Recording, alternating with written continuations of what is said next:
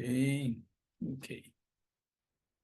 Então, queridos, vamos dar início à nossa aula, né? Vamos ter uma palavra de oração nesse momento. Eu vou pedir que Jéssica, né, foi a primeira aluna a chegar, para estar orando conosco nessa noite, pedindo a bênção de Deus para a nossa aula, ok? Amém.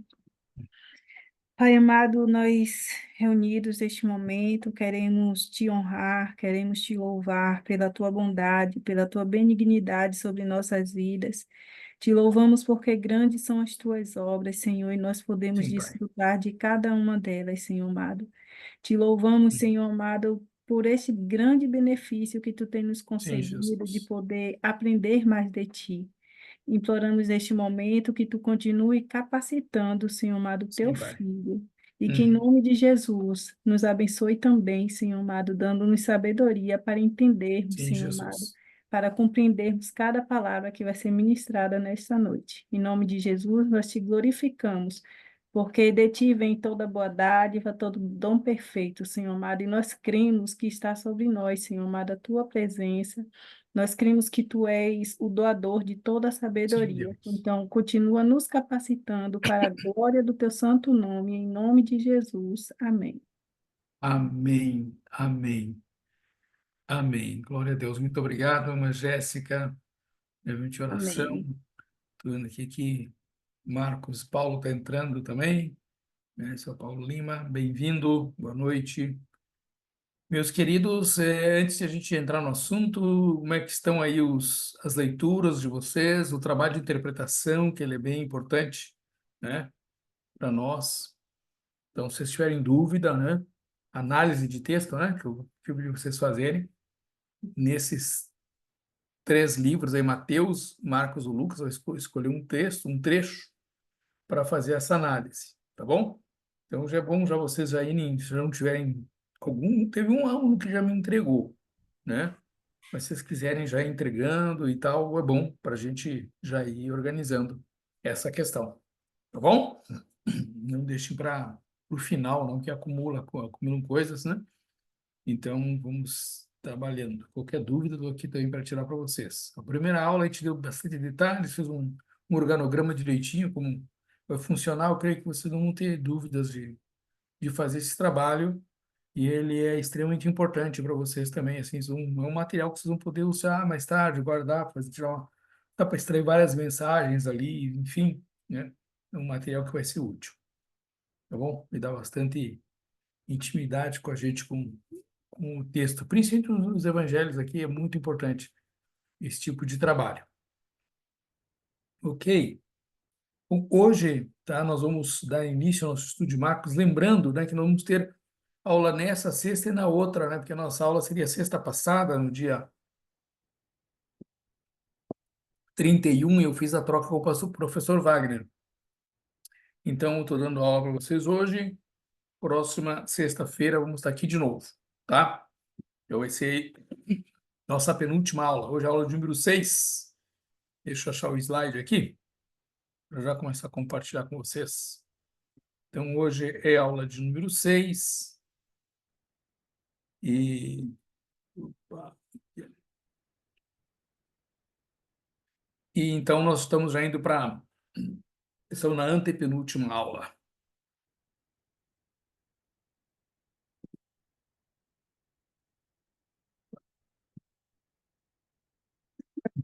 E hoje nós vamos começar o estudo do Evangelho de Marcos. Na última aula nós trabalhamos com Mateus, né? Que vamos trabalhar hoje com Marcos. Se a gente conclui Marcos hoje, a gente na próxima aula vai trabalhar com Lucas, que são os três evangelhos sinóticos, tá? Que eu acho que, como nós estamos trabalhamos o problema sinótico, é interessante a gente fazer o estudo exagógico desses três primeiros evangelhos. Marcos é um evangelho que tem, né, ficado à sombra, né, de Mateus e também de Lucas, né, que é um evangelho mais curto, mais resumido, né, não tem a mesma estrutura sistemática dos outros, né, então tem sido um evangelho que fica um pouco à sombra, mas não tem ficado isso, nem não tem tido um uso litúrgico muito grande na vida da igreja, da igreja primitiva, mas é um evangelho de extrema importância se a gente considerar, né, que Marcos foi o porta-voz de Pedro. Nós estamos tendo aqui, a maioria dos estudiosos, a gente vai ver isso, eles creem que Marcos é um texto que foi ditado por Pedro.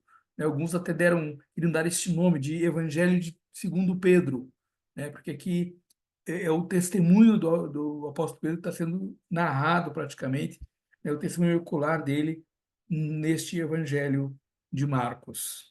Ok? Vocês têm um esquema na apostila, tá? No final do assunto da apostila, antes de entrar no Evangelho de Lucas, vocês têm um esboço sumário, que eu chamo aqui de esquema geral, para a leitura do texto. Só que eu detalhei um pouquinho mais esse sumário para vocês, tá? Enquanto que na apostila a gente tem preparação do servo para o ministério público, que é o capítulo 1, dos versos de 1 a 13. Eu coloquei aqui como antecedentes, porque ele trabalha um pouquinho nos fala de João Batista, do batismo de Jesus e da tentação de Jesus, tá? Então, ele trabalha essas três questões nesses antecedentes, antes de entrar nos atos de Jesus. Depois, né, o, a apostila divide o ministério de Jesus da Galileia, né, que vai desde o versículo 13, do 1 até o 6:30. O que nós fizemos? Nós fizemos uma outra divisão, que vai do 1 ao 14, ao 6:13, como a primeira parte do ministério de Jesus, dividido também em três partes, tá? Que é o início da atividade pública de Jesus, que vai do 14 ao 45, né?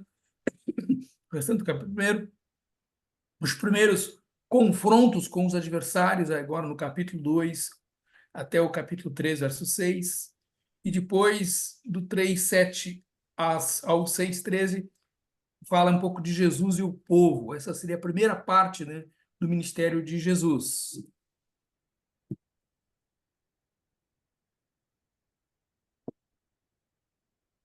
Depois nós teríamos a segunda parte do ministério de Jesus, que vai do capítulo 6, 14, até o capítulo 10. Tá? Como atividades fora da Galileia, né? E a viagem para Jerusalém, né? Porque é o que trata nessa segunda parte. Aqui na apostila ele colocou o afastamento do servo, depois a última viagem do servo à Galileia e a Jerusalém, tá? Depois, na terceira parte, que vai do capítulo 11 ao capítulo 15, verso 17, nós temos as últimas aparições públicas de Jesus, né? Que vai do 11 até o 13, no capítulo 13. Depois, no capítulo 14, nós temos a última ceia de Jesus, e no capítulo 15, então, até o capítulo 15, 47, a paixão de Cristo, do 14:32 ao 15:47. E aí vem o capítulo 16. Nos 8 primeiros versos, ele fala da ressurreição de Jesus, e depois do capítulo, versículo 9 até o final do capítulo, tem um epílogo, né? Que seria a aparição do Senhor, a ordem de evangelização e a ascensão de Cristo. Tá? Então, esse esqueminha aqui vou deixar com vocês, né? Para vocês, então, na hora de vocês fazer a leitura, poderem usar como um método, né, de divisão dos assuntos que são tratados aqui no Evangelho de Marcos. Tá? Um pouquinho assim, mais detalhado do que aquele que está aqui na apostila que vocês receberam do seminário. Tá bom? Mas a apostila é um bom começo, tá? De estudo. Vamos entrar no Evangelho propriamente dito, né? Olhar algumas questões. Primeiro, vamos falar da autoria. Quem foi o autor deste Evangelho, né? Quem seria o autor do Evangelho segundo Marcos? Bom, vamos começar olhando as evidências externas, tá? As evidências externas. Pois bem, os pais da igreja, tá? Eles foram enfáticos em dizer que João Marcos é o autor deste evangelho, tá? Porque ele teria coletado o material de Pedro, né? Então ele teria organizado tudo aquilo que Pedro anotou, tudo aquilo que Pedro falou e testemunhou a respeito de Jesus, né? Também o primeiro que afirmou isso, né, assim categoricamente foi Papias, no ano 140. Depois Justino Mártir também, né?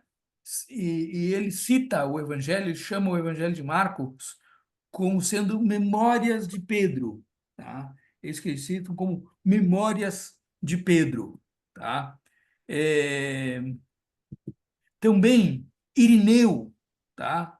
Clemente de Alexandria e Orígenes de Jerônimo, os pais da igreja ali do terceiro século, também fizeram esta afirmação de que este evangelho foi escrito por Pedro e concordava com essa ideia que eram memórias do apóstolo Pedro, né? Escrito por Marcos, sendo memórias do apóstolo Pedro, né? É, ele Marcos esteve em Roma, ministrou em Roma. Segundo a tradição, ele foi o fundador da Igreja de Alexandria, né, de acordo com os estudos de Eusébio. É possível encontrar que no cânon de Muratori também atribui a autoria deste evangelho a Marcos, né? Tá? Então, dado o título, o nome dele não aparece no evangelho, né? Esse título que foi dado posteriormente, Evangelho segundo Marcos, mas não sabe se não tem um nome, não tem, é um evangelho anônimo, né? E, portanto, nós estamos, a história comprova isto de que ele foi o autor.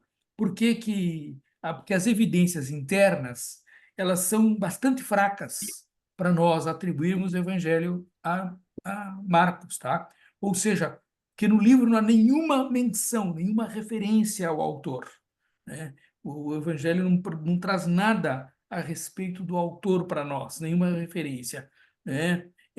Alguns estudiosos afirmam que aquele trecho do texto que vai ali do 14, 51 e 52, daquele jovem que sai coberto pelo lençol, né, seria uma citação do autor, né? Ele não quer ser reconhecido e ele cita desta forma, tá? É isso que dizem os estudiosos, mas não temos certeza disso, tá? Não temos essa certeza, mas seria uma indicativa, 14, 51 e 52, tá?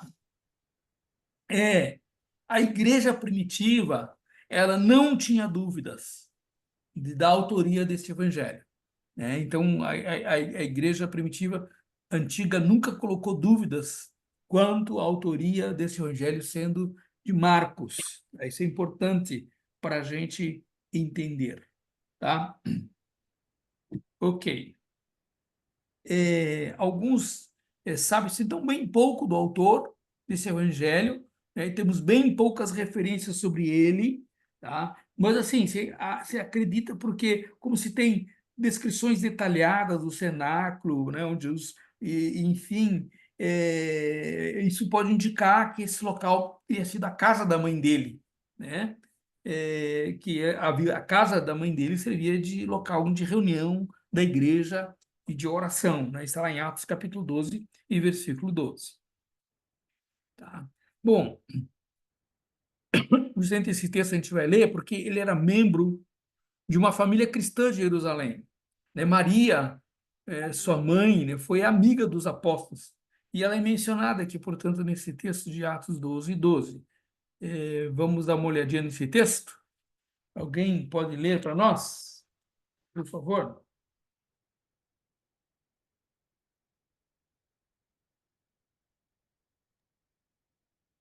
Percebendo isso, ele se dirigiu à casa de Maria, mãe de João, também chamado Marcos, onde muita gente se havia reunido e estava orando. Então, olha só. ele percebeu, ele fala que João Marcos era na casa de Maria, né? De Maria, mãe de João, que também era chamado Marcos. Então, essa é uma situação que nós temos aqui, tá? Bem interessante até. Um momentinho. Vamos voltar lá para o nosso slide. Também, nós temos um relato lá em Colossenses, capítulo 4, versículo 10, que ele era primo de Barnabé. Tá? Vamos abrir lá, Colossenses 4, versículo 10. Olha o que Paulo escreve aí para a gente.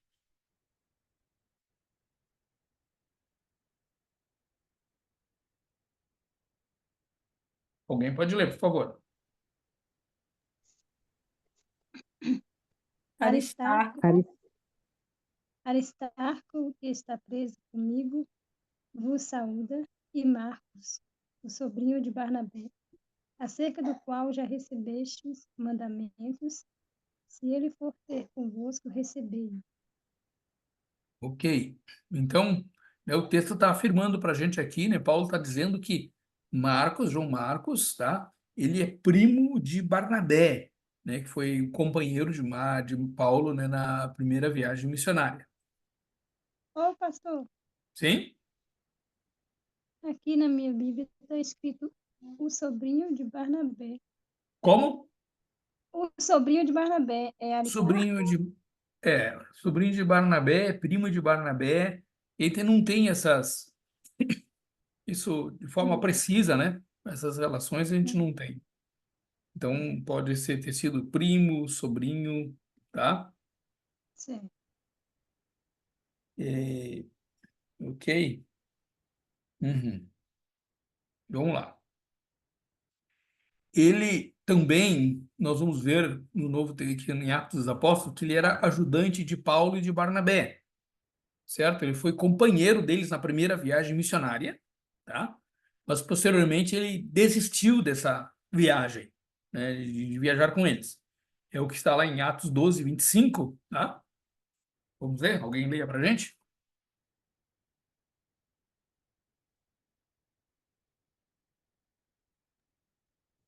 Tendo terminado sua missão, Barnabé e Saulo voltaram de Jerusalém, levando consigo João, também chamado Marcos. Olha só, então na primeira viagem missionária, né, eles levaram, né, Saulo, né, Barnabé e Saulo, e estavam junto deles tinham também João Marcos. Vamos ver outro texto. Desculpa, eu estou com uma tossezinha chata aqui. Olha só, o que diz lá? O texto está projetado para vocês também.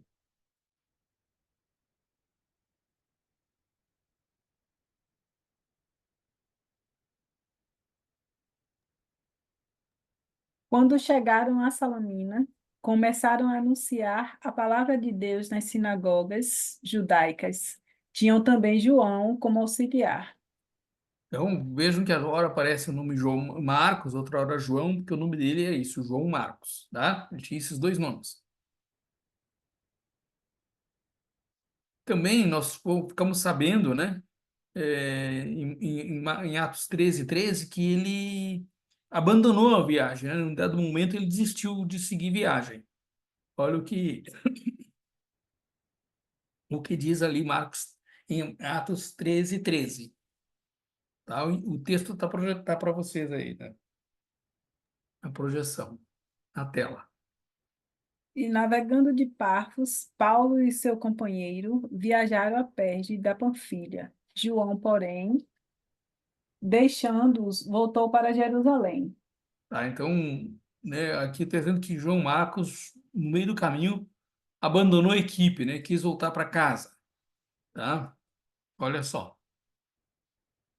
Ainda, a gente sabe até que ele, então, a princípio, Paulo achou isso inadequado, né?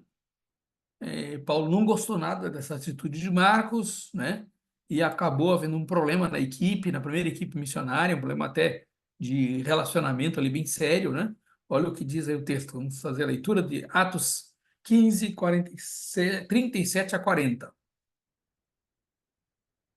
Vejo no início da segunda viagem, quando eles foram dar início da segunda viagem missionária. Ora, Barnabé queria que levassem também a João, chamado Marcos, mas Paulo não parecia razoável que tomasse consigo aquele que desde a Panfilha se tinha apartado deles, e não os tinha acompanhado no trabalho. E houve entre eles tal desavença que se separaram um do outro, e Barnabé, levando consigo a Marcos, navegou para Chipre. Mas Paulo, tendo escolhido a Silas, partiu, encomendado pelos irmãos à graça do Senhor. Então, vocês, né, já conhecem, devem ter lido sobre esse incidente, né? Mais tarde a gente vai, quando estudar o livro de Atos, vai retomar isso aí de novo, né? Vejam que é a segunda viagem missionária. Barnabé, então, chama João Marcos para acompanhá-los, possivelmente João Marcos, que é bem jovem, né? Ele é bem jovem, e chama ele para acompanhá-los. Barnabé via ali um potencial, apesar de alguém de ser discipulado, treinado, né? Mas, porém, Paulo que já estava assim numa outra etapa do ministério, não achou prudente, né? Isso acontece muitas vezes que a gente tem um projeto, né, em vista e às vezes a gente percebe que a pessoa não está preparada para aquilo e foi o que aconteceu. Aí houve essa divergência. Vejam que a igreja até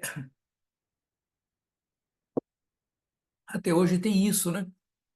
Ou seja, diz que o entendimento entre eles foi tão sério que eles se separaram, né? Então chegou um ponto que Barnabé via algo positivo, Paulo não conseguia enxergar, né, que era positivo que Marcos fosse junto. Paulo não queria mais ter aquele problema de ter que, no meio do caminho, lidar com a imaturidade de Marcos. O que ele faz? Ele então se separa de Barnabé.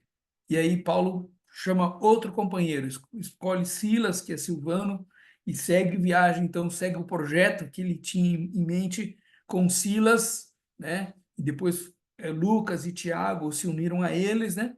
Esse projeto, e Barnabé foi para outra região com João Marcos, então formando uma segunda equipe missionária. Então a igreja, a partir disso, passou a ter duas equipes missionárias, né? Isso é interessante também. Vamos lá. Porém, observe ainda, conhecendo um pouquinho melhor o autor, né, que nós estamos estudando, né, 12 anos mais tarde, Paulo muda de opinião sobre ele. Tá? Isso é importante detalhar, porque ele criou problemas no início do ministério de Paulo, ali pela imaturidade dele. Né, Paulo teve essa desavença com o seu discipulador, Barnabé, por conta de João Marcos, mas mais tarde o apóstolo Paulo muda de opinião. Então, isso é importante que haja, mesmo havendo imaturidade entre nós, mas que com o tempo essas coisas possam se diluir, né, e a gente possa mudar de opinião. Vamos ler o texto que está aí de Colossenses 4, 10 e 11, por favor. Alguém leia?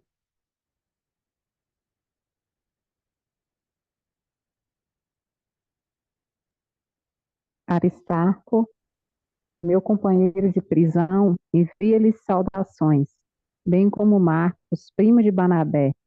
Vocês receberam instruções a respeito de Marcos, e se ele for visitá-los, recebam-no. Jesus, chamado Justo, também envia saudações. Estes são os únicos da circuncisão que são meus cooperadores em favor do reino de Deus. Eles têm sido uma fonte de ânimo para mim. Olha só. Então, aqui, repete aquele texto, nós estamos repetindo o texto de 4:10, né? Ele identifica Marcos como primo de Barnabé, né? Está enviando saudações. E aí agora ele fala também de um outro personagem chamado Jesus, né? O Justo, que envia saudações. E aí ele diz assim: esses são os únicos da circuncisão que são meus cooperadores em favor do reino. Ou seja, Paulo já está mudando sua ideia, sua opinião com relação a João Marcos e chamando ele de cooperador dele. E aí ele fala, ó, e eles têm sido uma fonte de ânimo para mim. Então veja que Marcos já não era mais aquele menino imaturo que deixava Paulo inseguro, que queria, né, desistir de tudo e tal, voltar para casa, mas agora Paulo está vendo ele como um cooperador, como alguém que lhe produz ânimo, né? Que bom, né, essa mudança tanto na vida de um quanto de outro, né? Isso é muito bom. Bom, a impressão negativa que Paulo tinha sobre Marcos, ela se acaba no final da vida do ministério de, de Paulo. Se sabe que tinha se terminado, tinha se acabado essa impressão negativa. O que diz lá em 2 Timóteo, capítulo 4, versículo 11. Onde que eu vou tomar um chazinho aqui, porque a garganta está arranhando. Pode ler, pastor? Sim? Leia um de cada vez, por favor. Só, só Desculpa. Lucas está comigo. Toma Marcos, traze-o contigo, porque me é muito útil para o ministério. Olha só. Então, agora aqui Paulo já escreve, né? Dizendo, ó, somente Lucas está comigo, me traga Marcos com você, porque ele é útil no ministério para mim, tá? Então ele pede para Timóteo, olha, por favor, vem, mas não vem sozinho, venha com Marcos, porque ele é muito útil para mim. Olha que mudança agora né? Parece que aquela desavença foi toda por terra, agora Marcos é um fiel companheiro ali do apóstolo Paulo, né? Muito bonito isso. Marcos não só auxilia Paulo, tá? Mas ele também auxilia Pedro, de quem ele também é amigo, né? Particular, amigo pessoal. 1 Pedro, capítulo 5, verso 13. Olha só. Aquele que está em Babilônia, também eleita, envia-lhe saudações, e também Marcos, meu filho. Então, Pedro está escrevendo aqui sua carta e diz, olha, que entre as saudações, ele coloca aqui Marcos, meu filho. Olha só a intimidade que Pedro tinha com Marcos, com João Marcos, que o chama de filho, né? Então, isso é muito interessante isso. Opa, desculpa que eu me passei aqui. Montei um esqueminha aqui. Eu tinha que voltar para o outro slide. Aqui, tá? Vamos lá.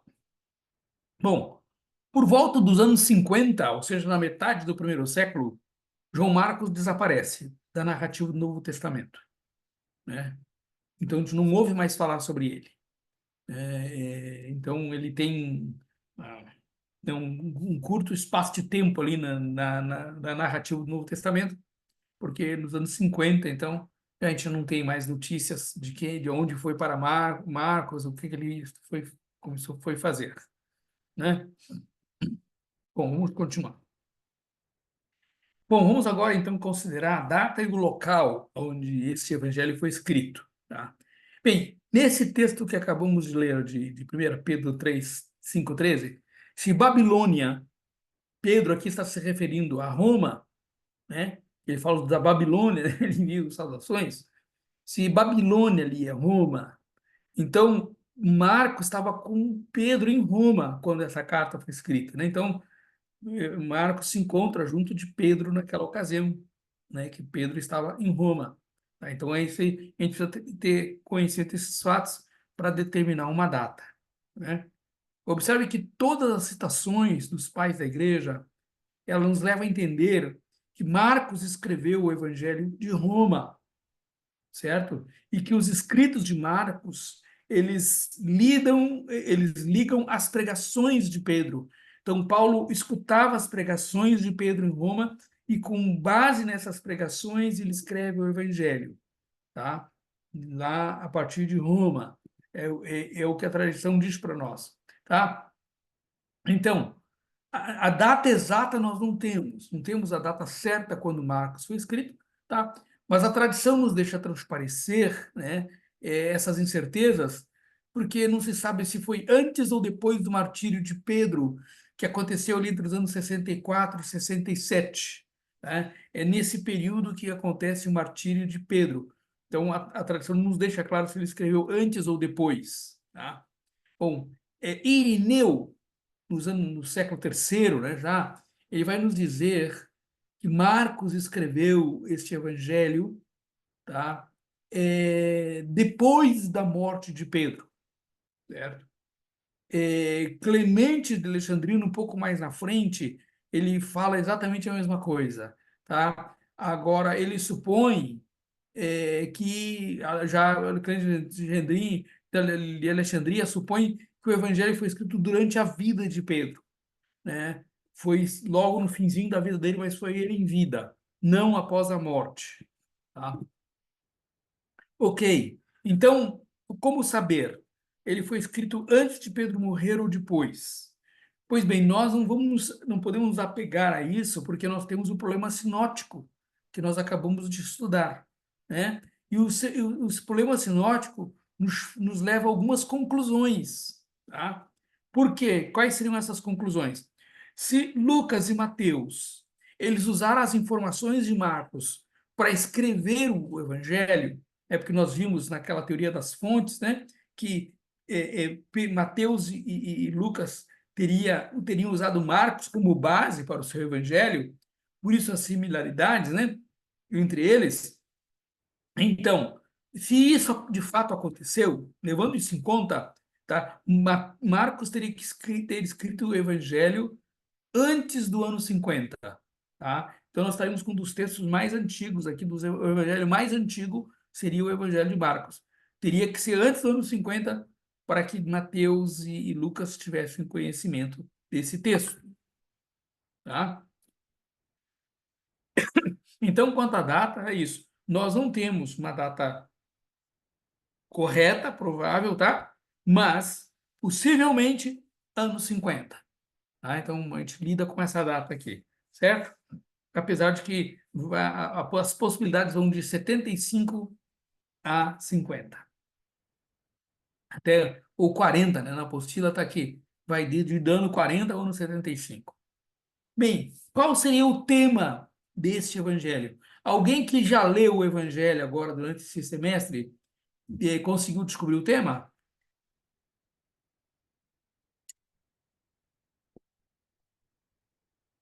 Hein? Alguém tem uma dica? Seria as atividades de Jesus, pastor? As atividades de Jesus? Hum, Vamos ver, né, se isso seria um tema. Bom, olhando, está correto que ele está olhando as atividades de Jesus, mas um tema seria Jesus, o servo incansável, né? E aí seria um tema para este livro, né, de Marcos. Jesus, o servo incansável. Vai ser bem interessante. Vamos lá. A palavra-chave, tá, deste evangelho é a palavra eitis ou eitios, tá? Que ela aparece 42 vezes, ou 41, 42 vezes no Evangelho, e ela é vem traduzida como imediatamente, logo em seguida, a seguir, então. Vocês percebem que quando vocês leem o Evangelho de Lucas, a leitura dele é um texto que está, assim, é um texto dinâmico, né? Está em andamento, nunca ele para, né? Ele vem sempre imediatamente, logo em seguida, a seguir. Então, é muito interessante isso, que ele está em movimento constante. Então, 42 vezes aparece essa expressão grega eitis, né? O eutheos, tá? Que ele usa um tempo é traduzida presente, por né? isso. Sim, Silene? Ele usa, Marcos usa um tempo presente, né? Exatamente, exatamente, tá? Ele sempre vai usando um tempo presente. Quando ele Aconteceu, fala, logo em seguida, e depois, assim que, e aí vai indo ele, né? quando ele fala lá, Chegando, Jesus, sim? quando ele fala lá, Jesus chega à casa de Jairo, ele Sim. vê o alvoroço, ele fala com os campeadores, ele entra, ele diz, né? É impressionante como o Evangelho tem essa sensação de movimento, né? Um movimento constante, que não para, ininterrupto. Então, Jesus é o servo incansável, né, na narrativa de Marcos. Quais seriam os destinatários deste evangelho, tá? É, Aprende-se ver, entende-se que Marcos está escrevendo para os cristãos gentios, e principalmente aqueles que estão em Roma, né? Nós temos algumas evidências que nos fazem crer desta forma, tá? No livro. Quais seriam estas evidências, né, que a gente precisa levar em conta? Primeiro, não sei se vocês observaram, a genealogia de Jesus não é incluída, né? Mateus fala de genealogia, Lucas, mas Marcos não falou nada da genealogia de Jesus, né? Ele já entra, né, direto, né, na vida de Jesus e no batismo de Jesus. Então, ele não fala nada. Também, observem vocês, não sei se vocês observaram, lendo o Evangelho, que nós não temos também nenhuma menção ao Sermão da Montanha. E tanto Mateus, né, reserva 3 capítulos para isso, Marcos, aliás, Lucas, alguns textos, né, que é um sermão de extrema importância na vida de Jesus, mas Marcos não faz nenhuma relação, né, nenhuma, não cita o Sermão da Montanha, não registra, né, porque assim a gente imagina que o Sermão da Montanha ele trata da prática da lei judaica, e isso não era uma questão que interessava aos gentios, então ele não coloca isso no seu texto, né? Também a condenação das seitas judaicas que Jesus fazia, né? A crítica aos fariseus, né? Aos mestres da lei, isso recebe muito pouca atenção nos escritos de Marcos. Ele não trata essa questão, né? De Jesus confrontando os fariseus, confrontando os mestres da lei. Então, ele não tem muita, não fala muito a respeito disso. Outra coisa também que nos indica que esse texto foi escrito para os gentios é o uso de palavras aramaicas, e as palavras aramaicas sempre são traduzidas. Por quê? Era uma língua desconhecida para os gentios. Um judeu entendia o que era dito, mas os gentios não. Então ele trata, ele explica essas palavras. Observem, ó, essas 3 citações aqui que eu anotei para vocês. 3:17, 5:41 e 7:34. Vamos dar uma lidinha nesse texto, por favor? Está até grifado, né? Para vocês em cor amarela, para vocês entenderem aí quando aparece uma expressão aramaica. Tiago, filho de Zebedeu, e João, seu irmão, aos quais deu o nome de Boanerges, que significa filhos do trovão. Uhum. Então vejam aqui que ele escreve, coloca Boanerges e coloca o significado do nome. Significa filho do trovão. O outro texto, 5:41.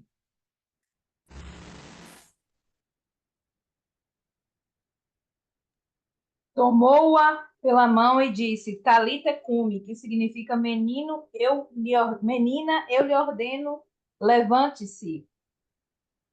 Olha só aqui, né, Jesus fala a expressão, né, Talita cumi, e logo em seguida Marcos explica, menina, eu te ordeno, levante-se. Rosinha, leia para nós também o 7:34. Então voltou os olhos para o céu e com um profundo suspiro disse-lhe, Efatá, que significa abra-se. Então vocês observem aqui, né, esse cuidado que Marcos tem em explicar as expressões em aramaico que ele utiliza no texto. Por quê? Os destinatários não tinham familiaridade, né, com o aramaico. Uma outra questão que nos indica aqui que esse texto foi escrito, né, uma evidência que nós temos no texto de que ele se destina aos gentios, é esse uso de expressões latinas que aparecem no texto, né, como modius para vasilha, no 4:21, census para imposto, no 12:14, né, speculator, que era a expressão usada para carrasco, traduzido como carrasco, no 6:27, né? E centurião, ou centúrio, né? Que é traduzido por nosso centurião, no 15, 39, 45, 44 e 45. Eu vou abrir esses textos para a gente ler. Olha só. Peraí. Desculpa, tem uma coisa errada aqui, amado. 3:17. 3:17. né, são as expressões em aramaico, né, que nós acabamos de ver. Já lemos. Ah, não, aqui, perdão, 4:21.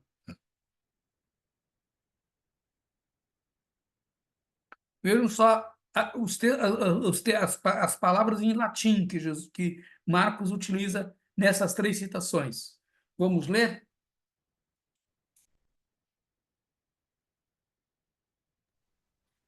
Ele lhes disse: quem traz uma candeia para ser colocada debaixo de uma vasilha ou de uma cama, acaso não a coloca no lugar apropriado? Então, aqui a palavra vasilha é uma palavra latina que ele utiliza. 12:14.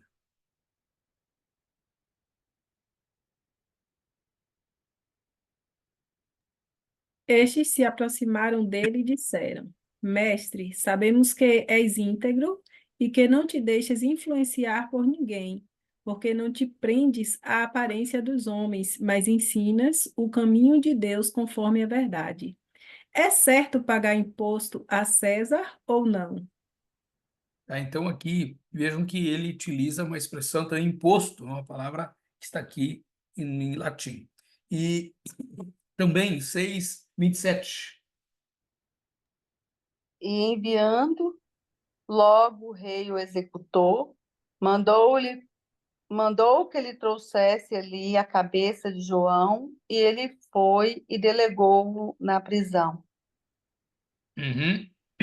Então, essa palavra, a palavra carrasco, né, que foi ordenada a trazer, é uma palavra latina, que foi utilizada por Marcos, tá? Que é o speculator. E, por fim, o 15:39, 44 e 15:45. Uhum.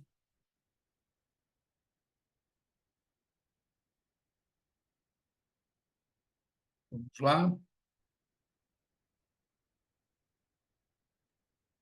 Quando o centurião que estava em frente de Jesus ouviu o seu brado e viu como ele morreu, disse: Realmente este homem era filho de Deus. Uhum. Certo? O 44. 15:44. E Pilatos se admirou de que já estivesse morto. E, chamando o centurião, perguntou-lhe se já havia muito que tinha morrido. Vou ler aqui. Ok, 45. 15:45. E Sendo tendo informado pelo centurião, entregou o corpo a José. Ok, então aqui nós temos o uso de palavras em latim, né? Bom, então, essas são evidências de que o destinatário, né, do texto de Marcos tenha sido os gentios, e por os gentios que estavam em Roma, tá? Pela maneira como as características do texto. Alguns detalhes importantes do texto, tá? Observem que o Evangelho de Marcos, ele inicia o capítulo 1 dizendo o princípio do Evangelho de Jesus Cristo, o Filho de Deus, né? Ou seja, nada ele relata a respeito do nascimento de Jesus, né? Não há nenhuma descrição física a respeito de quem é Jesus. Nenhuma referência, pouquíssimas referências sobre sua família, nenhuma menção sobre a genealogia, sobre a infância de Jesus. Isso aqui é muito interessante nesse texto, porque ele é um livro que vocês podem perceber. Marcos não está interessado em fazer uma biografia de Jesus, mas ele cumpre exatamente aquilo que ele propõe quando ele começa a escrever. Ele disse, princípio do Evangelho de Jesus Cristo. Ou seja, Marcos quer apenas escrever um evangelho. Ele não está interessado, né, em nos trazer uma biografia, detalhes do nascimento de Jesus, da família de Jesus, qualquer outra referência sobre a infância de Jesus. Ele não tem essa preocupação, porque ele apenas quer trazer um evangelho, tá? ele já começa com o ministério público de Cristo, né, pastor?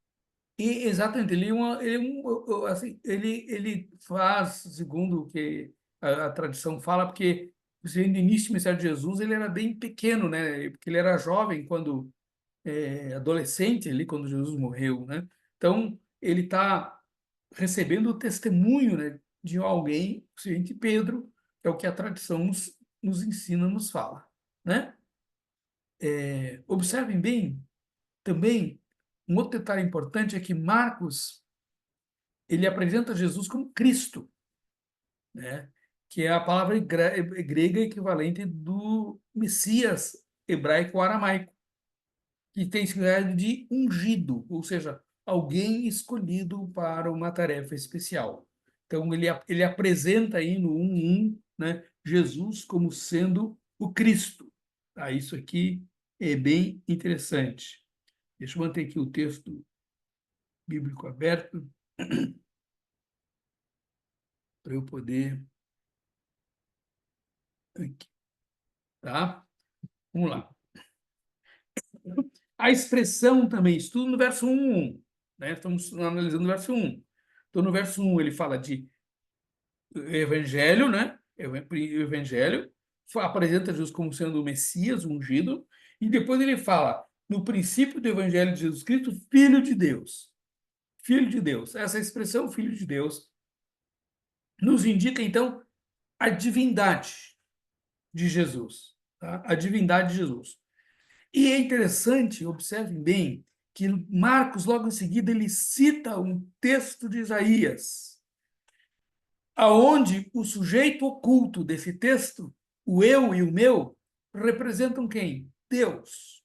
Olha que interessante isso. Então, ele começa dizendo lá, princípio do Evangelho de Jesus Cristo, Filho de Deus.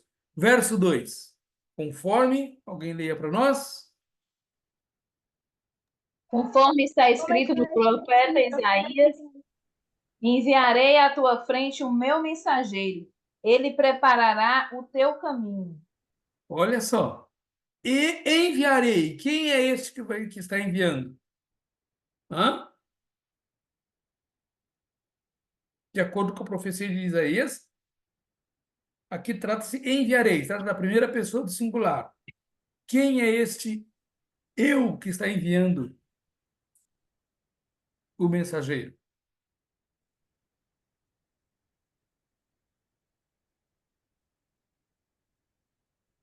Hã? Quem é este eu? É Deus? Oi? É Deus? Exatamente, conforme o profeta, de acordo com o que o Eu profeta Isaías está enviarei. dizendo, é o próprio Deus que está declarando aqui. Eu Tá bom. enviarei o meu mensageiro. Tá? Então, aqui ele usa esse texto para justificar e comprovar essa divindade de Jesus, né? Como mostrando que Jesus é o Filho de Deus. Isso aqui é bem interessante, né? Bom, outra coisa, um outro detalhe que a gente tem que nos chama a atenção é que a maioria dos melhores manuscritos de Marcos, tá?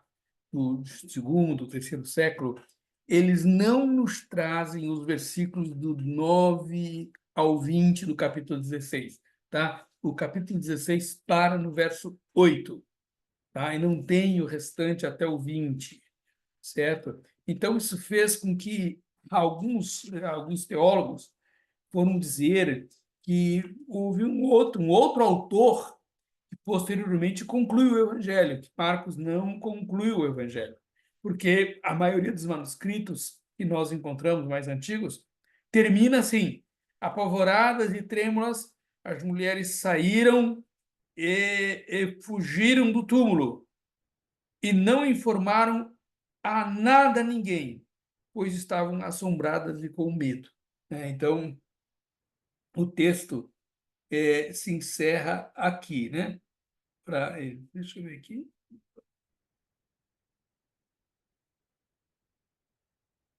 Vamos lá.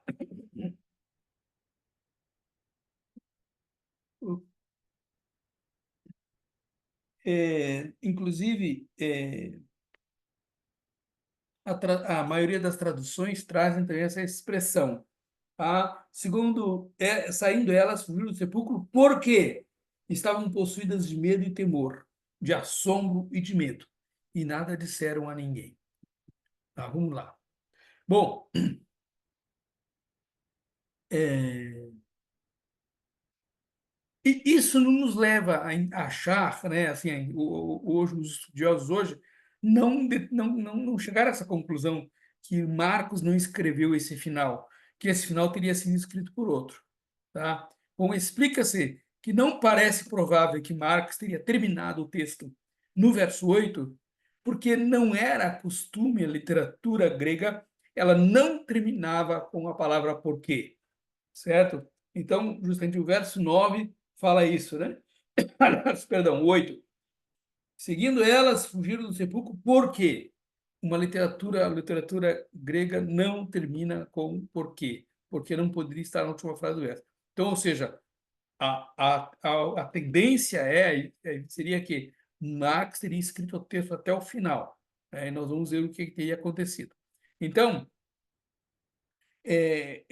a partir de 1611, se encontram manuscritos, tá, que são antigos e confiáveis, e eles incluem o final que nós temos. Então, vocês percebem que esse final que nós temos aqui hoje, no nosso texto, ele só foi incluído a partir de 1611, porque foram encontrados esses outros manuscritos. O versículo, então, do 9 até o 20. Tá? Ok. Então, como que se explica isso? Então, a explicação mais plausível que se tem seria isto, que o devido, como é o final do livro e o devido o uso do livro, né, constante, esse trecho final teria sido danificado pelo uso.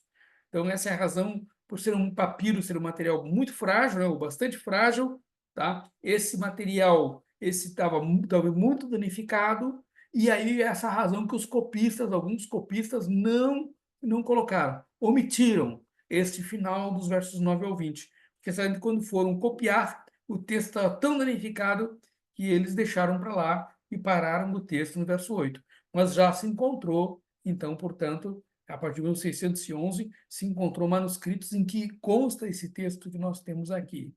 Tá? Então, a gente crê, né, a gente lê o texto e crê que Marcos escreveu a totalidade do capítulo 16 até o verso 20.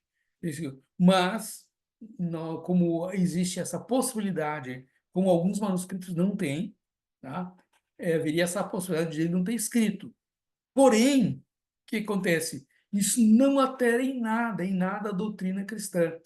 Se nós tirarmos essa parte do texto, não vai mudar em nada o conteúdo do Evangelho de Marcos, tá? Então, ou seja, é apenas uma forma de a gente tem uma informação, é conhecimento, mas, enfim, isso não vai mudar muito a nossa questão de fé, né? Nossa doutrina, tá? Porque não tem mudaria importância ou relevância quanto à nossa fé.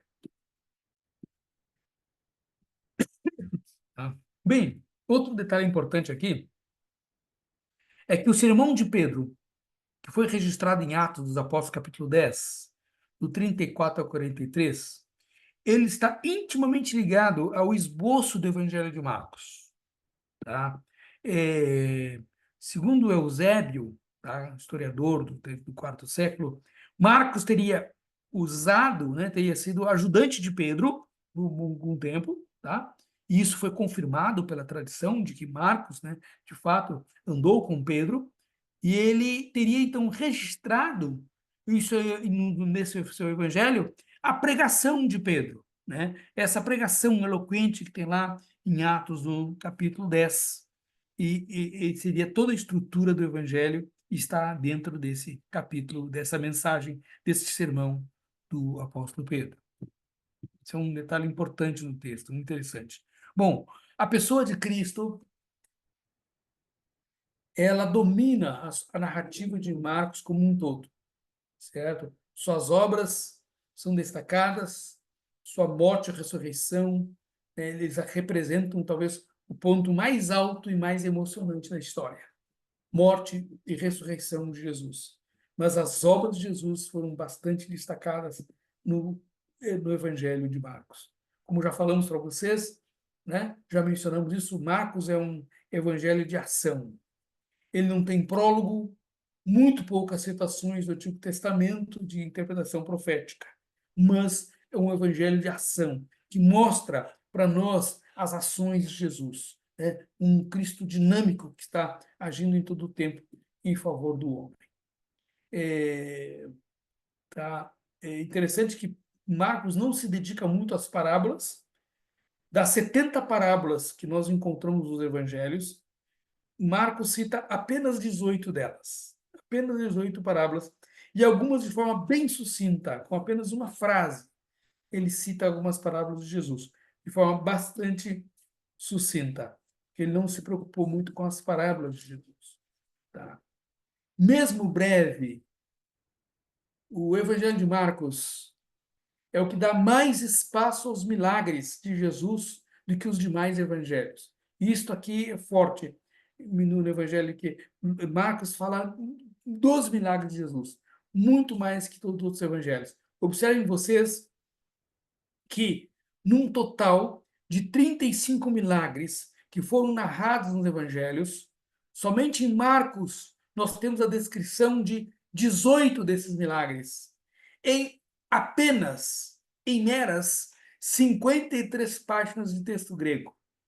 Uma comparação para vocês entenderem aí como ele espalha o texto dele de milagre de Jesus, é que o texto de Lucas tem 91 páginas e ele menciona 20 milagres.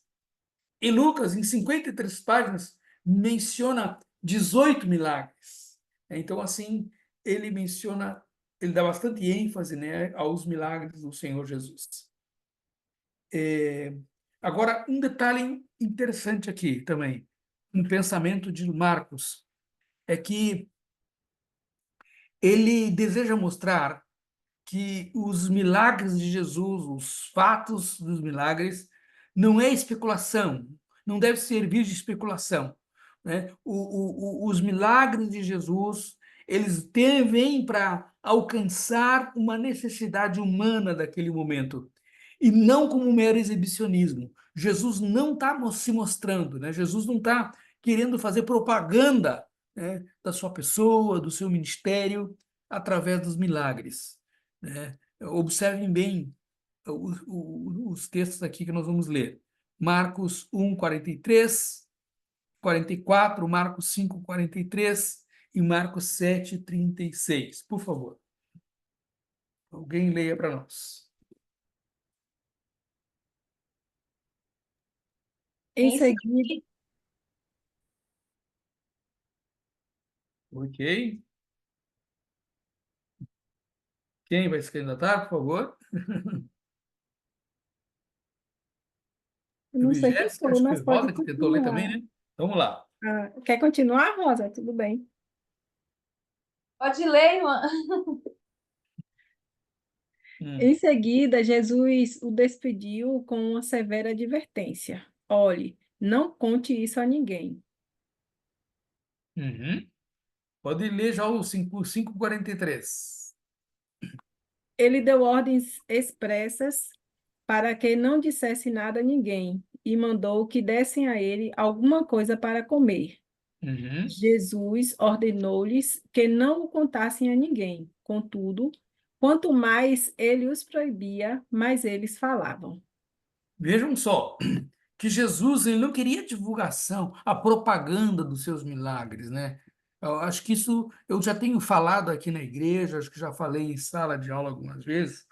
Isso é uma lição muito forte para nós, né? Porque nós estamos vivendo hoje um momento em que na igreja se faz muita propaganda dos milagres, né? Inclusive tem pessoas que põem na placa da igreja. Eu vi uma igreja dizendo, não, aqui é o Portal dos Milagres. Alguns chegam a dizer que só ali naquele lugar tem milagres, os outros não têm, então não é para ir. Só que Jesus não fez nenhuma questão de que os milagres dele fossem conhecidos. Ele falava, olha, não conta isso para ninguém. Diz que, ó, esse primeiro texto, ele fez uma severa advertência. Ou seja, não foi algo assim que Jesus levava a sério. Ele, ó, não vai contar mesmo. Depois, deu ordens expressas para que não dissessem nada, né? A ninguém. Observe, claro que não, Jesus não tinha um certo controle sobre isso que acabava se espalhando. Mas Jesus não usou dos milagres para fazer propaganda do seu ministério. como a gente muitas vezes faz hoje, né? A gente acaba não lendo direito as escrituras, né? A gente fica, né? Noite do milagre, não sei o quê, papapá. Ou seja, não, o que precisa estar em evidência é a obra do Senhor Jesus na cruz. Né? É isso que precisa ser anunciado. O mundo precisa de salvação. O homem está perdido, o homem está condenado à morte. E somente aceitando o sacrifício de Jesus que existe possibilidade de salvação para o ser humano. Então, e a gente às vezes fica querendo, né? Atrair as pessoas, agradar as pessoas, e aí, não, vem, ele vai te curar, ele vai fazer isso. Mas isso não é a prioridade. Isso não é importante. Jesus fez porque amava as pessoas, se interessava pelo ser humano. Jesus, ele então, né, por conta do seu profundo amor pelo ser humano, ele veio resolvendo questões, veio trazendo cura, mas ele mesmo diz, é melhor você entrar sem um olho no céu do que ter os dois olhos e perecer no inferno. Né? Então, é isso que precisa ser colocado na pregação do Evangelho. Paulo levantou a mão? Pois não, Paulo? Esses dias eu, trabalhando aí, eu passei em uma cidade onde a placa da igreja era Igreja Pentecostal Explosão de Milagres. Aham. Aí eu falei, aqui deve ter milagre todo dia, viu? Que é uma explosão de milagre. Então, um milagre é o chamariz, né, do povo, né? Se acontece, ninguém sabe, mas é o chamariz. É a estratégia, né, pastor? Oi? É a Diga mais. estratégia de marketing agora, né? Estratégia de marketing é o evangelho sem poder, né? O evangelho sem poder precisa de marketing, porque o evangelho de Milagre não Jesus não transforma, precisa. né, pastor? Como? Milagre não transforma. Se não fossem os leprosos, viriam os 10, voltavam os 10. Exatamente, exatamente. E aí, poderá estar acontecendo, né, muitas curas e tal, mas o que de fato o ser humano precisa, que é a salvação de almas, às vezes não está acontecendo, né? A salvação da alma, né? Porque a pessoa foca no ser humano simplesmente, né? Mas o evangelho, né, Jesus olha o homem de forma holística. Ele não vê só o físico, né? Ele vê também a alma do ser humano, né? Ele vê o espírito do ser humano que precisa de vida, né? Então a gente precisa pensar isso. Nada contra, né, as coisas, mas eu acho que não é essa a nossa prioridade. Também é interessante ver que o Marcos, ele registra as reações pessoais, né? É um evangelho de reações pessoais. Ele faz esse registro de como os ouvintes estão recebendo a mensagem, como eles estão vendo os milagres de Jesus. Isso aqui é bem interessante. Olha só, as pessoas ficavam admirados. Veja o que diz lá em 1:27.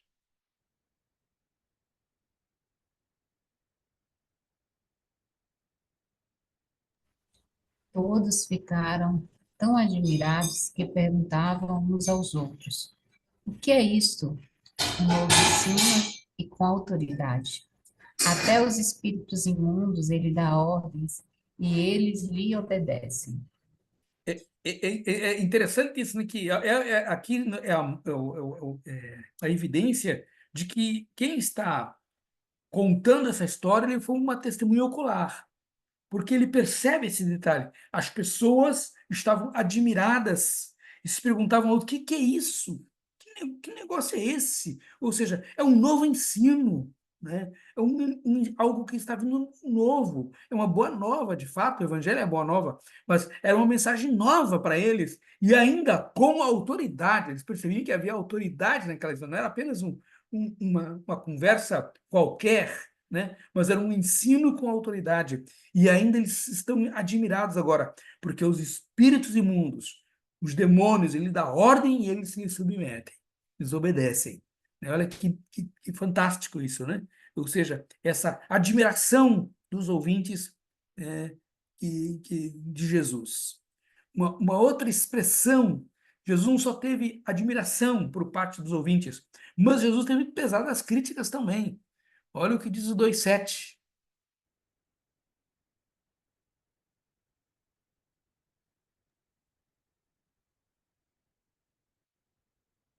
Por que diz este assim blasfêmias?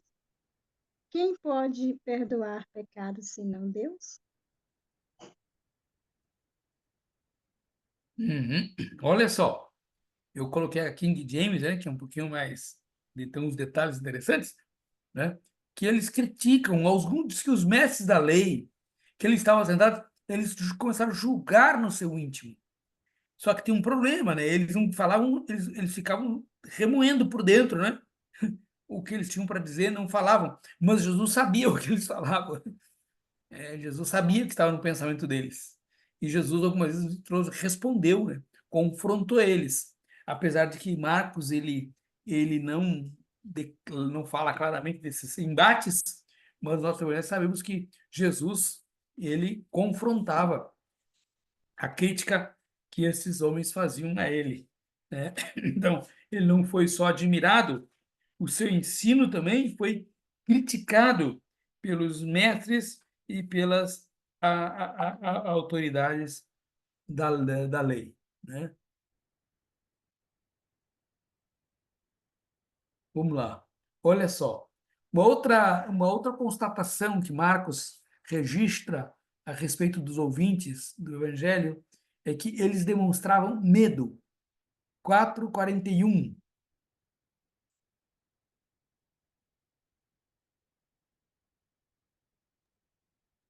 Eles estavam apavorados e perguntavam uns aos outros: Quem é este que até o vento e o mar lhe obedecem?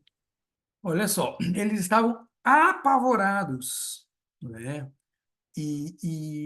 É um que era um Marcos aqui nos trazendo uma expressão deles, né? Uma reação dos discípulos que, quando Jesus repreende o mar se aquieta, eles ficam, então, apavorados. O que causa impacto para eles era a pessoa de Jesus ali, né? Que havia repreendido o mar com tanta autoridade, o mar obedecido, né? Não era nem tanto o fato que a tempestade estava até acostumados, eram marinheiros, né? Eles conseguiriam enfrentar. Mas o mar que está com a palavra de Jesus se trouxe espanto para esses rapazes, ficaram com medo.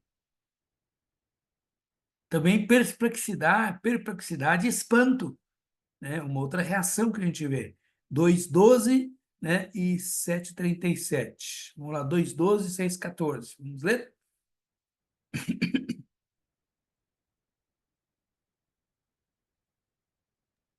Ele se levantou, pegou a maca e saiu à vista de todos. Estes ficaram atônitos e glorificaram a Deus, dizendo: Nunca vimos nada igual. Uhum. E Pode essas, ler o no- 6:14 também? Pronto. E essas notícias chegaram aos ouvidos do rei Herodes, porquanto o nome de Jesus já havia se tornado célebre. Algumas pessoas estavam comentando: João Batista ressuscitou dos mortos. Essa deve ser a razão pela qual, através dele, se operam poderes miraculosos.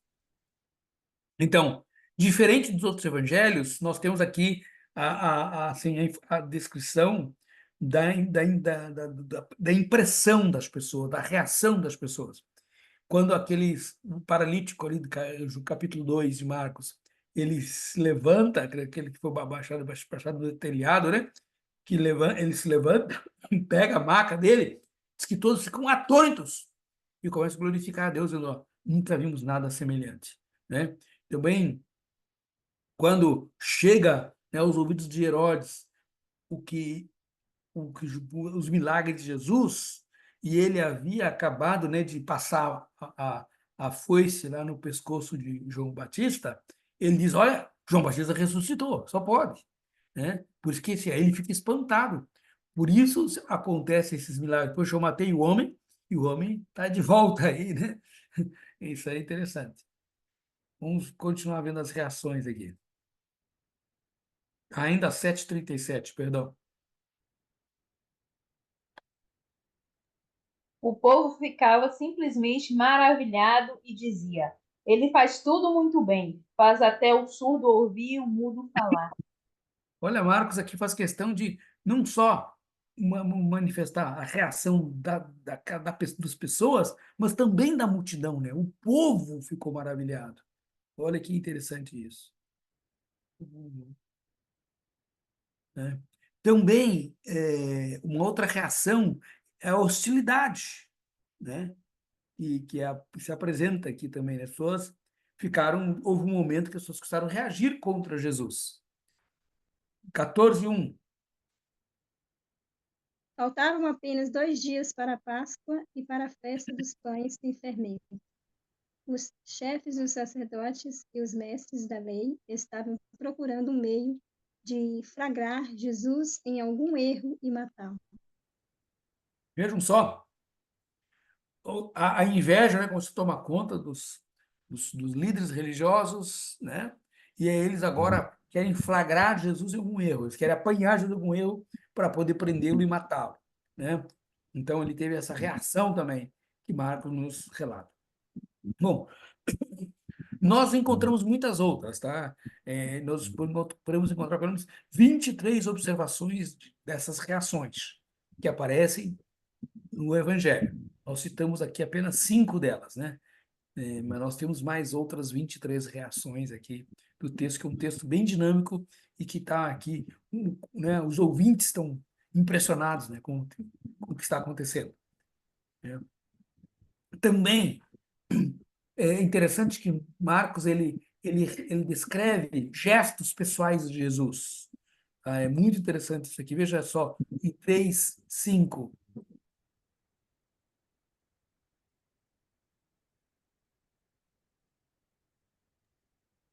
Irado, olhou para os que estavam à sua volta e, profundamente entristecido por causa dos seus corações endurecidos, disse ao homem: Estenda a mão.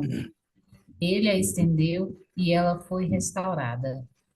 Então, Marcos aqui descreve, né, as impressões de Jesus. Ele estava irado e agora também faltou essa, profundamente entristecido por causa da dureza de coração daqueles homens.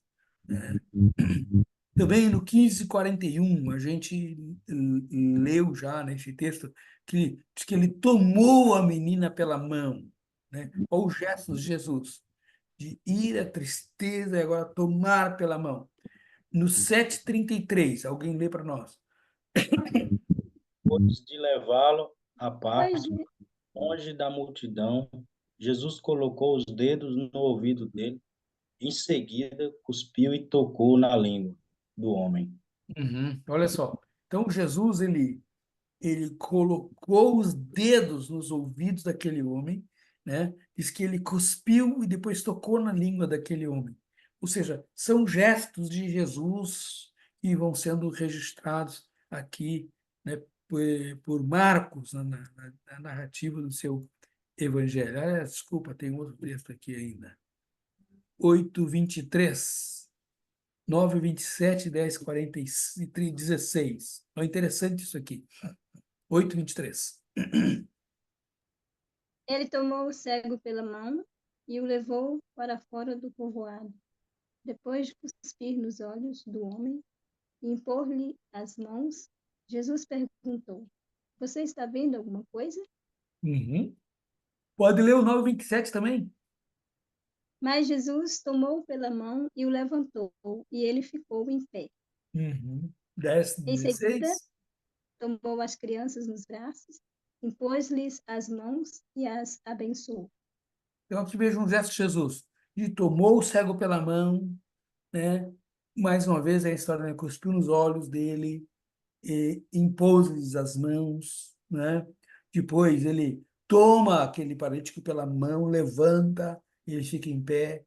E por fim o texto do capítulo 10, quando as mães trazem as crianças para Jesus abençoar, ele toma as crianças nos braços e lhe impõe as mãos. Então aqui estão os gestos de Jesus, né?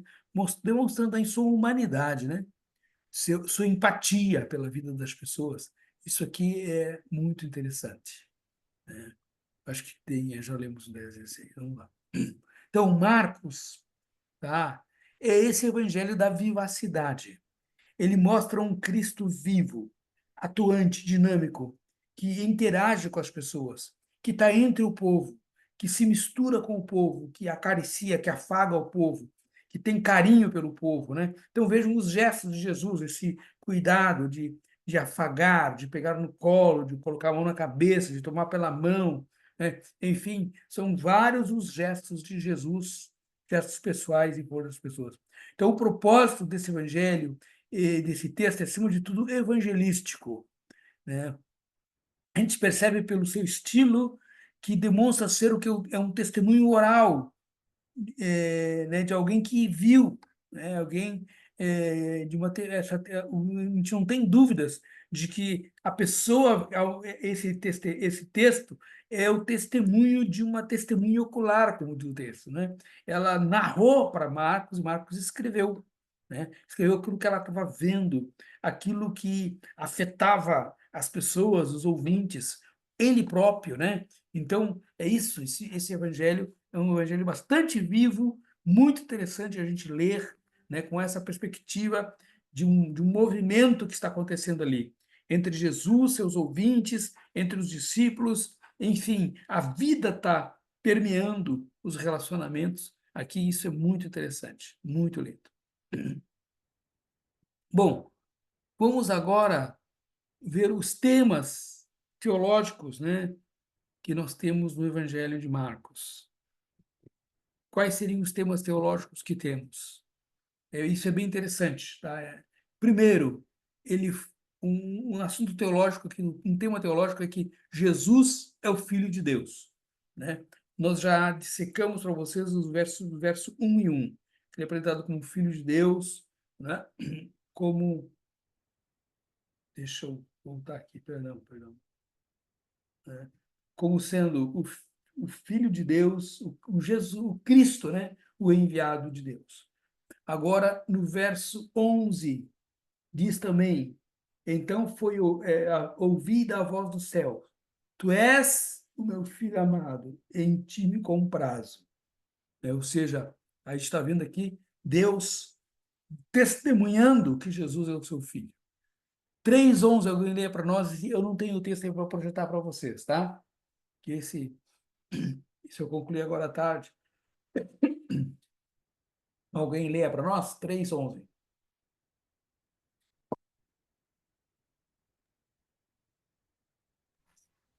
E os Sempre que os vendo, espíritos...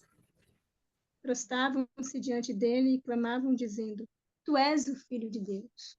Então, observem que os textos está dizendo que os espíritos imundos, os demônios, quando viam Jesus, eles ficavam incomodados e eles declaravam, né? Eles adoravam Jesus, se prostravam diante dele e exclamavam: Tu és o Filho de Deus.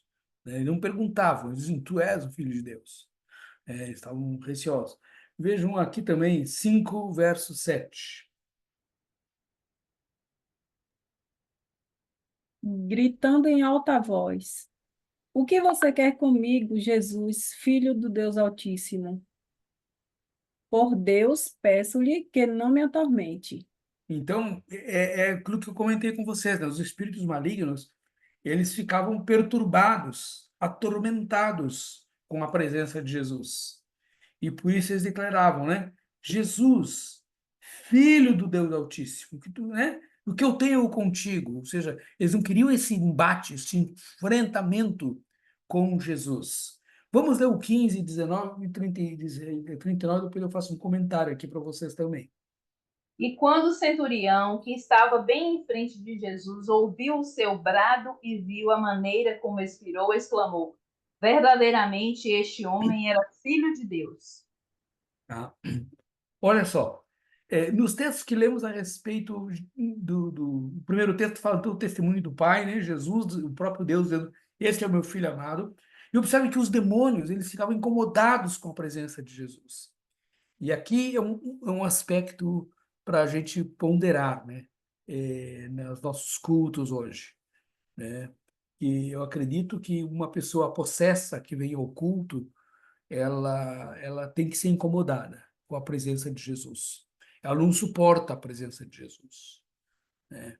E eu tenho comentado isso com as pessoas, que muita gente tem medo, né, de endemoniado, no culto e tal, se apavoram, aquela coisa toda. Mas, a gente tem que dizer, quando isso acontece, quando chega uma pessoa no nosso culto lá, da igreja, e acontece de o inimigo se manifestar, é porque ele está sendo incomodado pela presença de Jesus ali. Então, isso nos dá, né, uma certa, ou seja, uma certa facilidade de lidar com a situação, porque, primeiro, nós sabemos com quem nós estamos lidando, e segundo, nós sabemos que ele está incomodado pela presença de Jesus. Então, eu digo que talvez a maneira mais fácil que a gente tem, não sei se a palavra correta seria essa, né, e com os espíritos imundos, é justamente nesse momento, quando eles se manifestam diante da presença de Jesus. Porque o pior disso é quando eles estão, né, nas pessoas camuflados, né, enganando, dissuadindo, persuadindo as pessoas a fazerem o mal, a maldade, né? E quantas vezes a gente está lidando, né? A gente está sendo, tem muitas pessoas que estão opressas, não rompem porque estão sendo assediadas, dão abertura, né? A um espírito maligno que está ali camuflado, né? Enquanto ele se manifesta da melhor maneira que a gente tem de lidar com essa situação. Então não tenham medo, né? Disso, não tenham medo quando isso está acontecendo. A maioria das pessoas tem medo, né? Ah, Deus me livre e tal, tem aquela dificuldade de lidar, mas eu digo para vocês, essa é a melhor maneira de ter de lidar no inimigo, porque todas as ocasiões aqui, eles foram incomodados com a presença de Jesus. Aconteceu isso com os apóstolos, e Paulo, né, quando passava lá em Filipos, aquela moça adivinhadora ficava incomodada, porque ela estava cheia de demônios, e Paulo expulsou os demônios da vida daquela jovem. Então, observe que esta é uma maneira, né? Não, não que a gente não vai ficar caçando o demônio nos cultos, é verdade, mas a gente não precisa temer quando essa manifestação acontece, é porque Jesus está presente e os espíritos malignos ficam incomodados com a presença de Jesus, né? E por fim, agora o texto daqui desse centurião, né? Que ele, ao ver que Jesus morrera, ele se convence de que Jesus verdadeiramente é o Filho de Deus, né? Isso é muito bonito de ver isso. Então, esses são um dos temas teológicos de, de Marcos, né? Mostrando Jesus como sendo o Filho de Deus, tá? Então, o Filho de Deus que tem poder sobre os demônios, né? E os próprios demônios chamam ele de Filho de Deus. Foi isso que a gente leu no verso 7, né? Do capítulo 5, né? Também, ele tem poder sobre as enfermidades. Isso aqui precisa ficar claro, que Jesus é o Filho de Deus, porque ele tem poder sobre as autoridades. E dá até uns pontinhos bons para pregação, né? Vocês estão já chegando sexta-feira. Quem tiver sem inspiração para pregar, aí pode usar isso aqui para pregar, né? Não é verdade? Vamos lá. Marcos 1:31.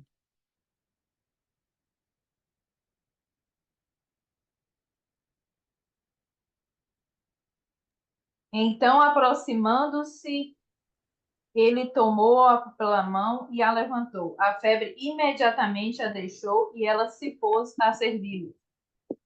Olha que lindo isso, né? Que diz que a febre imediatamente a deixou, né? Então, Jesus tinha poder sobre as autoridades. Tem outros textos que a gente não vai poder ler todos os textos por conta do tempo, está anotado aí para vocês depois lerem. Também, olha, ele tem poder sobre o ensino e sobre a lei, né? 1:27. O que diz em 1:27? A gente leu nesse texto. Vamos ler então o 4:8, por favor. 4:38, perdão.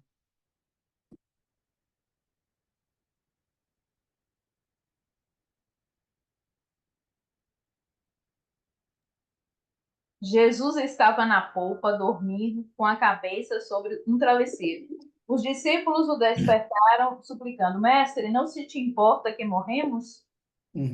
Olha só. E eles estavam ali com medo, né? mas aí logo em seguida, no 39, né, Jesus, ele acorda e repreende o vento, e aí eles ficam espantados e admirados, né, com tudo que aconteceu, porque ele tem autoridade sobre a lei. No 7:37.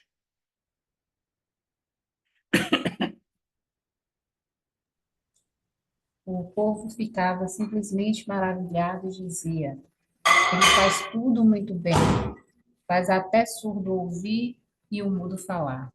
Certo? Então, ou seja, ele fala, né? Ele fala e ele faz tudo muito bem, né? É, olha que interessante isso, né? E o 12:14.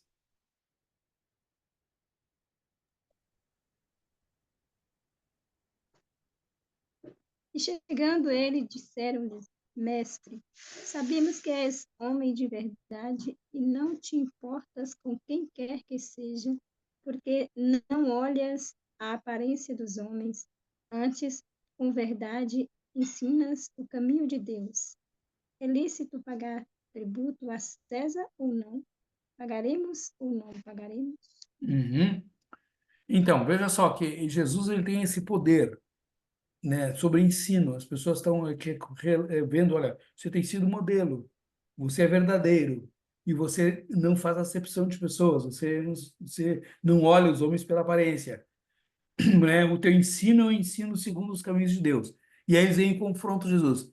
É lícito pagar imposto, tributo a César ou não? E você sabe a maneira sábia, né, como Jesus respondeu, né, esses que questionaram ele. Tá? Também Jesus tem poder sobre o pecado, né? Em Marcos 2:5 fala isso, desse poder que ele tem sobre o pecado, né? Ele também pode perdoar pecados.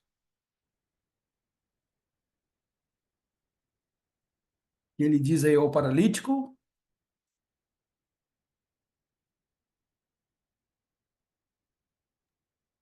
2:5. 2:5. Jesus, vendo a fé, disse ao paralítico: Filho, perdoados estão os teus pecados. Filho, perdoados estão os teus pecados. Também Jesus é o Senhor. Por isso que nós, nessa teologia do filho, sendo filho de Deus, Marcos declara isso, que Jesus é o Senhor. No 2:28, vamos ler, depois a gente não leu outro. 2:28.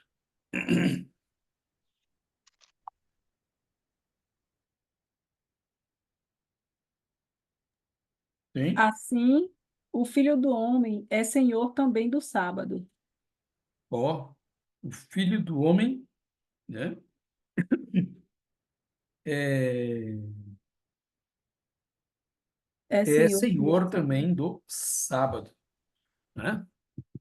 Bom, também, um outro tema teológico de Marcos, ele apresenta a gente Jesus como o Filho do Homem, ou seja, enfatizando essa natureza humana de Jesus.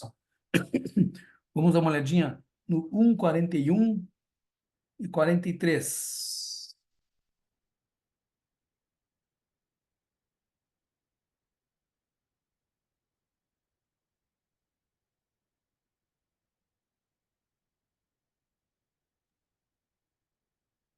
E Jesus, profundamente compadecido, estendeu a mão, tocou nele e disse: Quero sim, fique Uhum. limpo. 43. 43. E advertindo-o asseveradamente, ai, que a letra. Incomodando a letra pequena. Tô ficando ruim. Não é isso, mesmo, gente.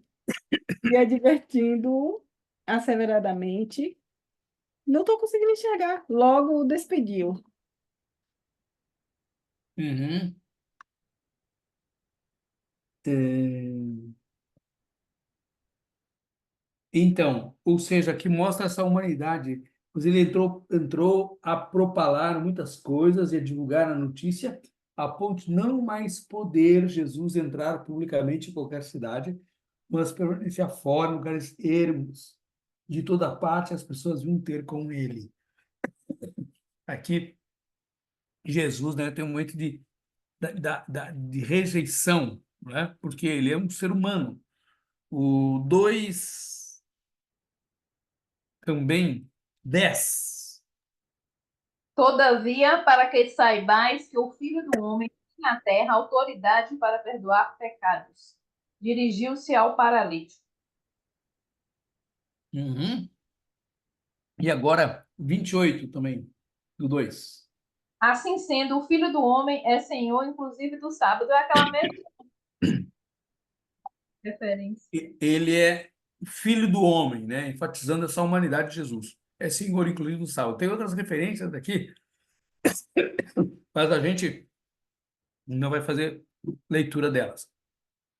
Ele fala, ou como ele trata a humanidade de Jesus, ele apresenta Jesus como sendo filho de Maria. 6:3.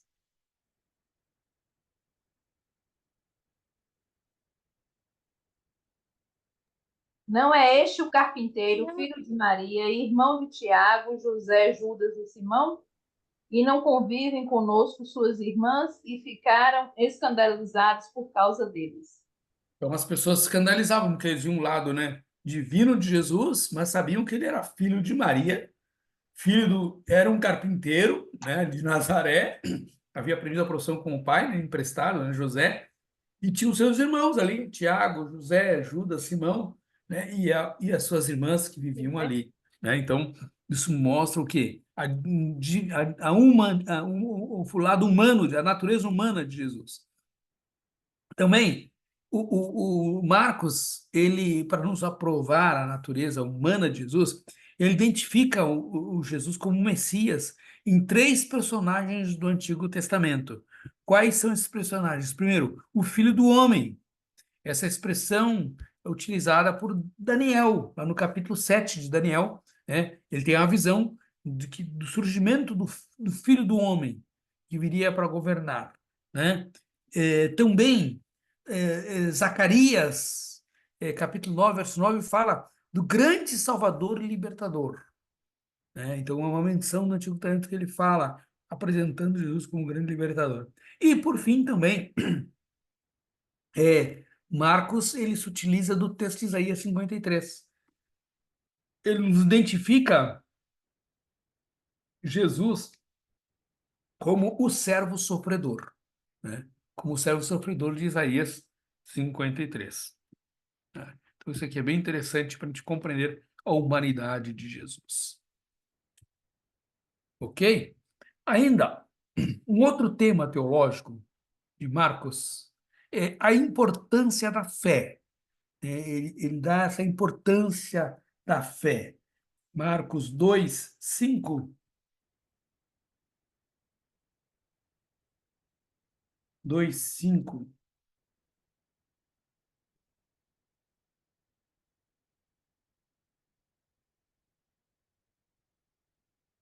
Observando a fé que eles demonstravam, declarou Jesus ao paralítico: Filho, estão perdoados de ti os teus pecados.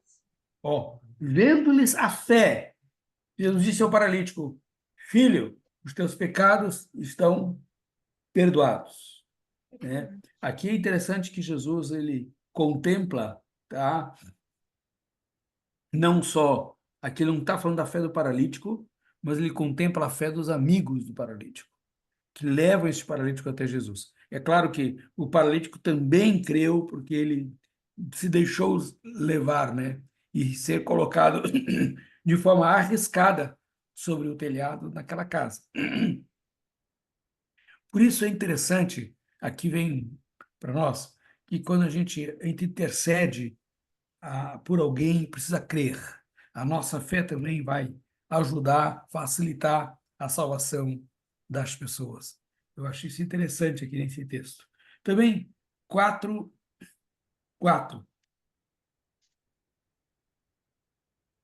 4:40. 4:40. Opa, 4:40, perdão. E disse-lhes: Por que sois tão tímidos? Ainda não tendes fé? Então, Marcos procura destacar essa importância da fé, né, no relacionamento com Jesus, para a gente receber, né, as coisas de Deus.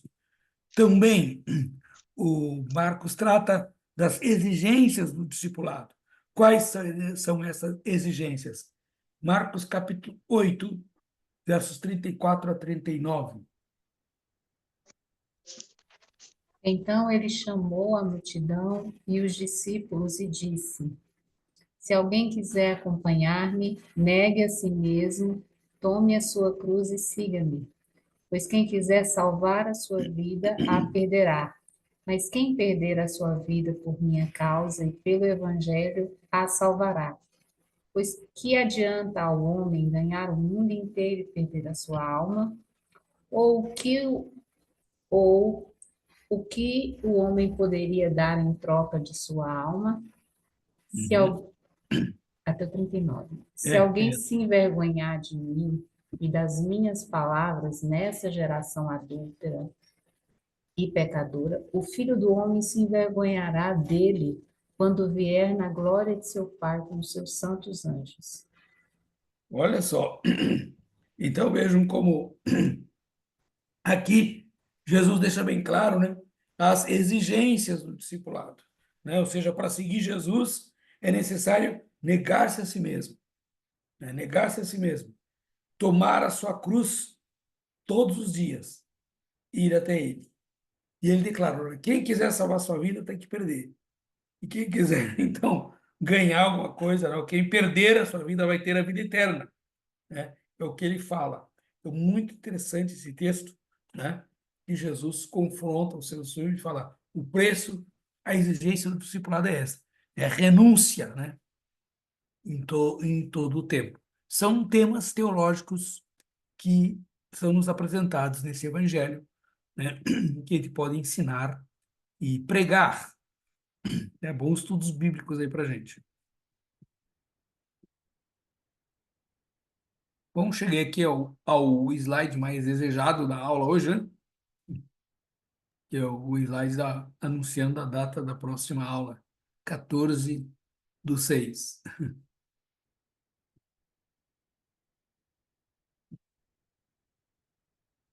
Ok. Alguém gostaria de comentar alguma coisa? Fazer alguma pergunta aqui? A gente já fica por aqui hoje com o livro de Marcos. Próxima aula nós trabalharemos então com o nosso amado médico Lucas, encerrando Professor, os livros sinóticos. Sim, quem está falando? Jéssica, Jéssica, sim, Jéssica. é uma dúvida com relação ao nome de Marcos. É João Marcos, por conta da cidadania. Ele tem duas cidadanias ou é um nome ou um sobrenome? Eu acho que você não saberia te dizer isso agora, Hum. mas é que ele é tratado assim, né? Ele tem esses dois nomes. Ora ele é chamado de João, ora chamado de Marcos. É porque tem algumas traduções que falam, né? João, também chamado Marcos. Aí eu Também, fiquei com isso, a João dúvida. também chamado Marcos. Pode ser assim que ele tem um nome João, né? Um nome ali entre os judeus, né?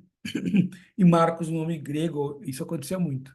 É como Saulo e Paulo, né? Também Saulo foi É, também chamado Paulo. mas Exato. Paulo tinha duas cidadanias realmente, né? Isso. Exatamente. João Marcos, não sei.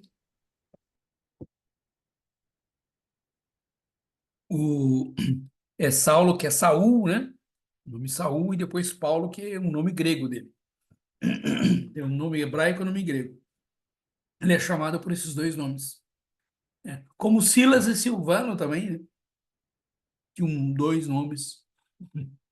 É. O pastor, uma curiosidade, assim, hoje o senhor estava falando de que Marcos provavelmente ouviu o discurso de Pedro, né? Sim, E é voltado mais aos gentios. E hoje eu estava lendo em Gálatas, quando Paulo fala que ele foi chamado para pregar aos incircuncisos, assim como também Pedro é chamado para os circuncisos, né? É sim. que a pregação de Paulo de Pedro seria mais voltado para o povo judeu. E Uhum. nesse caso aí, Marcos está falando, recebendo a pregação de Pedro e voltando para o povo gentil. Então, o que a tradição tem nos dito, que é o seguinte, que Marcos está escrevendo esse evangelho pensando nos cristãos gentios que estavam em Roma, né?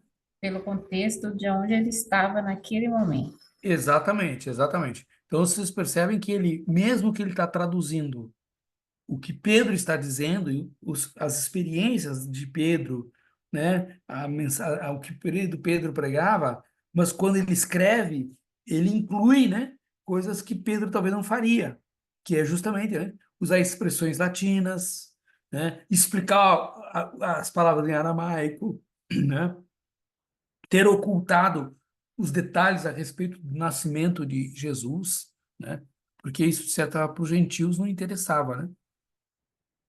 Essas origens, Entendi. mas para os judeus. Tá? Sim, Paulo? Bem rapidinho aqui, eu estou vendo que a voz do senhor já está já quase no limite. Ô, professor, Então, à vontade. Sim? é, é que assim, eu perdi uma parte da aula aqui que eu estava vendo negócio com minha menininha ali. Eu não sei se o senhor chegou a falar sobre é, a morte de Marcos, se tem algum relato histórico que fala sobre a morte dele, alguma coisa do tipo. Olha, então, o que a gente sabe é o seguinte, que a partir dos anos 50 ele sai da narrativa do Novo Testamento, né? Uhum. Aí nós não temos muita informação. Aliás, não temos quase informação sobre ninguém, né? Temos mais sobre Pedro e Paulo, informações da tradição, propriamente dito, né? Uhum. Então, por isso que nós temos assim, é muito vago, a gente não sabe o que aconteceu com ele depois. Certinho.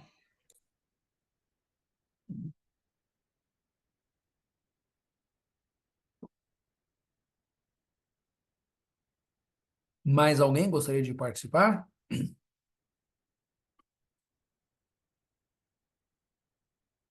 Uhum. Senão a gente vai encerrar por aqui, né? Hoje é sexta-feira, é dia de encerrar a aula um pouquinho mais cedo, né? Estão todos cansados, tendo que se preparar para o final de semana também. Eu também vou ter um final de semana bem intenso aqui em Candiba. Os finais de semana têm sido intensos, graças a Deus por isso. A gente precisa renovar, recobrar as forças para enfrentar, né? O fim de sábado e domingo são os dias que o pastor mais trabalha, né? É E- verdade, precisando fazer um repouso, pastor. Pois é, pois é. Não, o julho vem aí, vem o recesso de julho e a gente vai poder fazer o repouso. Então, não esqueçam, falei nisso da aula, gente, eu coloquei, postei lá no grupo geral do seminário uma lista de quem vai participar do encontro. Então, por favor, nos ajudem, vamos, coloquem o nome ali para a gente poder planejar direitinho, porque a gente não quer, né, assim, tornar um custo muito alto. A gente precisa, quer fazer bem enxuto, tá? O custo do nosso encontro. Esse ano, quem vai participar do curso vai ganhar um livro, tá, também, que foi uma produção da JET, comemorativa dos 70 anos de ensino teológico no Brasil, e eu trouxe esses livros para os alunos, e ele vai ser entregue, né, no nosso encontro, para quem estiver presente, tá bom? Então, eu conto que vocês se inscrevam, façam um esforço, venham, que vale a pena um fim de semana só, né, um sexta, sábado e domingo, a gente vai ficar junto. O pastor Cléo está vindo do Sul. Eu acredito ele vem também com boas informações para a gente, tá? Para a gente poder ampliar nosso conhecimento, com parcerias lá com o Seminário do Sul também. Certo? Então, vamos estar orando ao Senhor, né? Agradecendo, né, pela aula que tivemos hoje. Que Deus possa abençoar vocês, dar um fim de semana abençoado, né? Jéssica começou nossa aula orando conosco, tá? Eu vou pedir que o João Carlos, lá do Serra do Ramalho, tá? Aliás, Serra do Ramalho, não, região de Serra do Ramalho, Agrovila, possa orar com a gente. Amém. Senhor nosso Deus, te agradecemos, Senhor, por esse tempo maravilhoso, pelos ensinamentos, Senhor, que o Senhor tem proporcionado para nós, Pai. E nós, cada dia, Senhor, aprender de Ti, Jesus, por tudo que o Senhor é, Pai. E que nós possamos focar, Senhor, neste propósito, nesse Sim, projeto que o Jesus. Senhor, Pai, a melhorar, Senhor, para a Tua obra, Senhor, para o Teu Amém. reino, Jesus. A Sim. se capacitar, Senhor, pela Tua Amém. palavra, em nome de Jesus, que o Senhor, cada um, Pai, seja abençoado por Ti, Senhor, cada colega, Amém. aluno, Pai, em nome de Jesus, nós te agradecemos e que o Senhor nos dá, Senhor, uma semana abençoada, um sábado e um domingo abençoado, Pai. Todos nós, em nome de Jesus. Muito obrigado, Senhor. Gratidão, Pai. Amém. Amém. Amém. Amém. Ok, muito obrigado, irmão João Carlos. Deus abençoe vocês aí, tá? Em nome de Jesus. E a todos vocês, então, que Deus abençoe, que dê um ótimo final de semana. E semana que vem estaremos de volta aqui na sexta-feira. Ok? Amém. A graça e a É, paz a todos. Amém. Paz do Senhor. Desculpe minhas tosses aí, tá? Amém. Amém, Boa pastor. noite. Boa Deus noite, colega. Paz, abençoe. colega. Paz, pastor.